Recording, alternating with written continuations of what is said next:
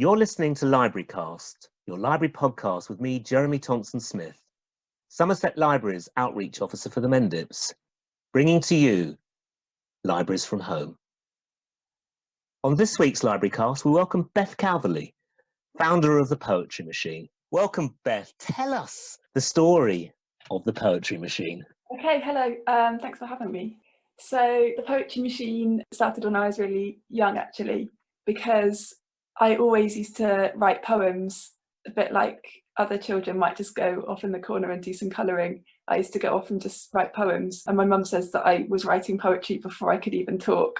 I don't really know how she figures that out, but that's what she says. And so I would always go to people, friends and family members, tell me something to write a poem about, and they'd say, oh, go and write a poem about flying, or go and write a poem about peaches. So I just go off and do it. So I suppose I've always done Poetry Machine in a way. Officially, it started after university. So I came back to Bristol after being in Leeds for uni. Had an amazing time there and was part of the spoken word society there, which really ignited my passion for poetry in a new way, in like a spoken word dimension. I'd sort of done a couple of Poetry Machine outings when I was in Leeds and it had gone really well. So yeah, I had a typewriter and just started to go to events just like that, just me and the typewriter writing poems based on, at first it was just one word. So I'd ask people to tell me their favourite word and then I'd write a poem about it. But it's evolved over time. So now, rather than just one word, it's all almost a really important part of the process is the conversation that I have with them first to sort of draw out their thoughts and feelings. And then the poem is quite perceptive based on what they've told me, but also what they've shared in terms of their body language. And yeah, there's a lot that you can pick up on about people. And yeah, so I type the poem out on my typewriter and then I read it to them and then I give it to them to keep, and they have the only copy of the poem, so I don't keep it myself. And yeah, that's how the Poetry Machine has evolved, really. So now, rather than just me and the typewriter, I have an entire machine, which is like a wooden contraption, which is built for me by two very talented makers in Bristol called the O'Shea Brothers. And they created this for me based on artwork, inspired by artwork by Roland Emmett, who built the Chitty Chitty Bang Bang machines. The Poetry Machine as it is today, it has a bright yellow umbrella, that's kind of the signature. It has a bubble engine, which kids always really love playing with. It's got wheels, so I can wheel it along. Then the typewriter just has its pride of place on top of the Poetry Machine as well. And it's got a flagpole, which says the Poetry Machine. So it's quite whimsical. That's the look that I really wanted to go for. I like to take poetry to unexpected places. To quote Simon Armitage, poetry is at its best when it's least expected. And that's really what I believe as well. So yeah, I like to take the Poetry Machine to places where you might not expect it. So for example, hospitals and other healthcare settings. In terms of starting the poem, I never start the poem until I feel, so when I'm having the conversation with people, it's like there's connections going on in my brain and I'm piecing the puzzle together. And then I'll start when I feel like I know what the first line is going to be. Yeah, and sometimes I'm not quite sure exactly what order the words are going to go, but I have a sense of where I'm starting from. Usually it's a moment, and I think that is the starting point. It's that kind of launch pad, I suppose, for the poem. So I'm part of Milk Poetry, which is this warm, nurturing, welcoming poetry community in Bristol. Our nights are based at the Wardrobe Theatre. It seems funny telling you about all this now just because we're in the midst of lockdown, and it feels like about 10 years ago that there was the last event. We invite sort of amazing poets from across the country and beyond to come and share their incredible work with us. And then we also really focus on supporting and bolstering local voices as well, to stand shoulder to shoulder with these big names. Yeah, there's just something really special about Milk. It's difficult to describe in a way, but people always say Milk has this really specific atmosphere that's really warm and fun and sort of gentle and sweet, and yeah, just a bit different. So we like to put on themed nights as well. Like, for instance, I curate a night called Strong Bones, which encourages poets to share work from when they first started writing. So we've had people share extracts from their teenage diary, or just their first slam poem they ever wrote, or whatever. Those poems that you're a bit shy about sharing, but people really want to hear. And then a cover of work that inspired them, so any writing that inspired them, and then finishing off with their most recently written poem, even if it's really new. And it's just quite an interesting way of getting poets to explore beyond their comfort zone as well. You mentioned about early poetry. Do you feel nostalgic about some of the poems that you first wrote when you look back? Do you keep a record of that? And do you ever perform your early poems? Sometimes if I feel like I want to do quite an autobiographical sort of journey-based set, I will include an early poem in there, just because I think it's quite a brave thing to do, because obviously there's things in your early poems that you just look at and think, oh, I know what edits I would make to that poem, but that's not the point, because it's part of your map. If you had some advice to help people thinking about poetry, maybe thinking about writing poetry, what advice could you give about getting the pen to paper for the first time? I always say in my workshops at the beginning, it's not a completely maverick thought, but this is something that I always say, which is just don't let your editing brain get in the way. Because we've all got that critical voice inside us. Well, I hope we all do, and it's not just me, who says, you're rubbish. Whenever I'm writing a poem, I'm never quite sure whether it's good or not. And it's only really when I share it with other people that I know, what the reaction is.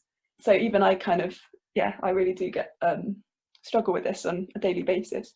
But in my workshops, I do always say, just try not to let your editing brain get in the way. And that's what I always try to do when I'm starting to write a poem, is to just try and ignore that voice and just to let the words flow out. And even if it just seems apparently to be random or nonsensical, not trying to get bogged down by a specific rhyme scheme or rhythm.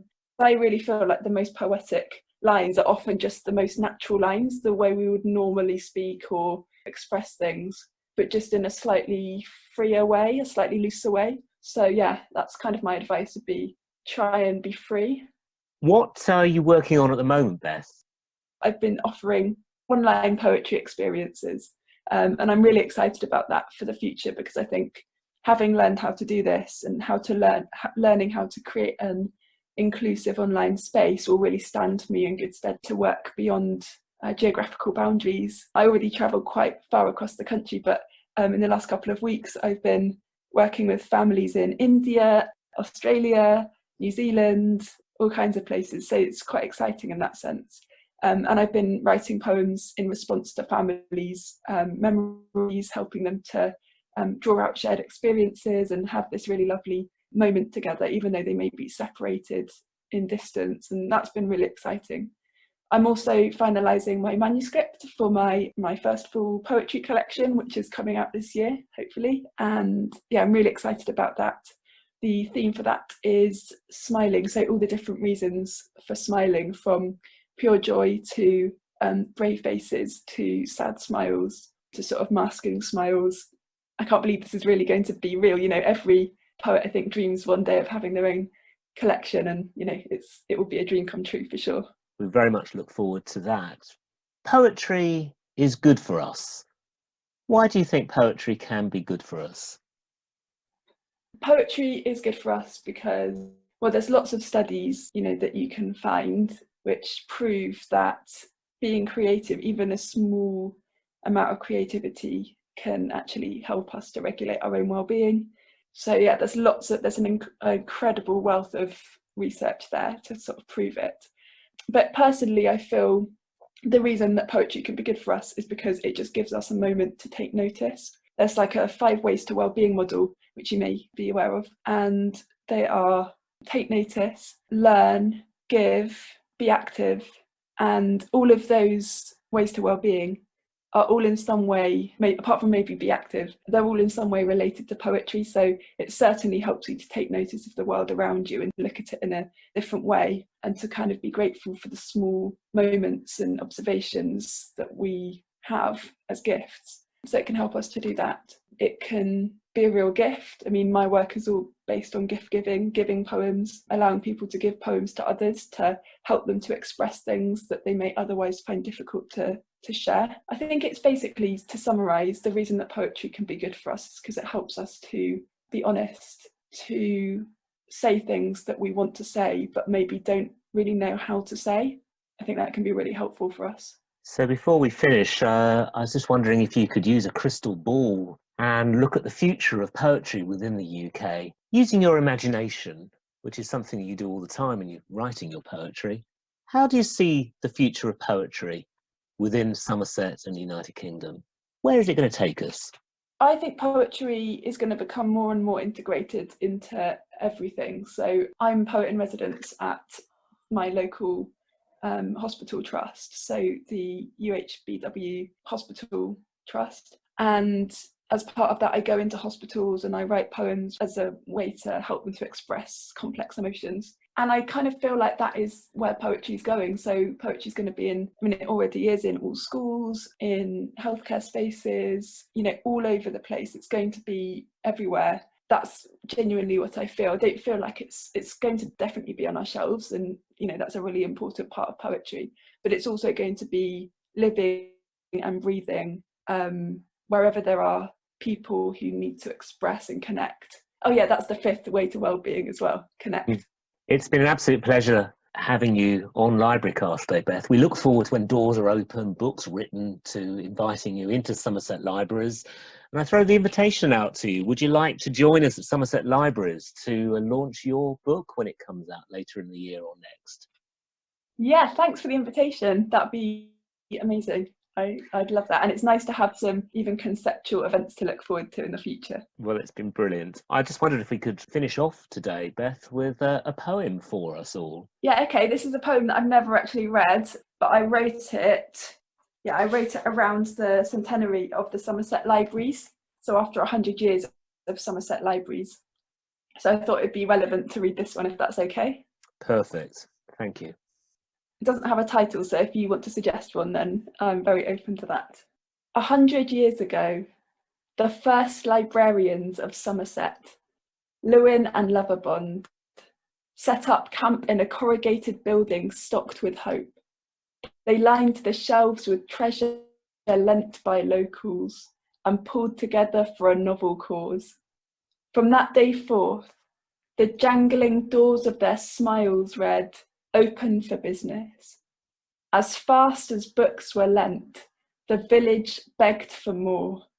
Favourite fiction flew through winding country lanes by motor, rail and horse as rural libraries grew. And why?